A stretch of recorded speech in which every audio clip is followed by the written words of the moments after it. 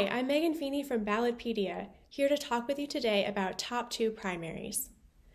Let's start by defining the word primary.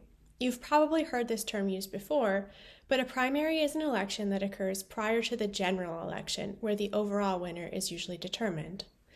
Depending on what type of primary is being held, these are used either to narrow the field of candidates or to determine a political party's nominee in the general election. There are several different types of primaries, and the rules for who can participate in a primary can vary. Today, let's talk about the top 2 primary format. A top 2 primary is a contest in which all candidates appear on the same ballot. The top 2 vote-getters in the primary, regardless of their party affiliations, advance to the general election. In a top 2 primary, then, it's possible for 2 candidates from the same political party to advance and then face off in the general election. In 2004, Washington became the first state to adopt a top 2 primary system for its congressional and state-level elections. California followed suit in 2010.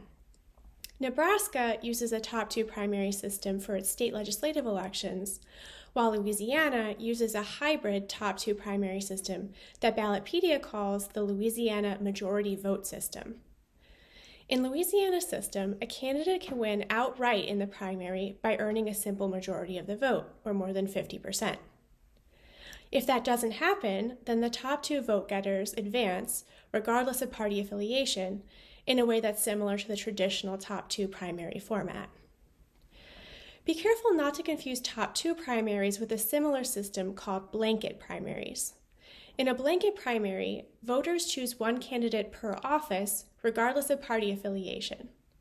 The top vote-getter from each party participating in the primary then advances to the general election. So a blanket primary can't result in 2 candidates from the same party advancing to the general election. Thanks for tuning in to this edition of Beyond the Headlines. Keep an eye out for more videos on fascinating political topics.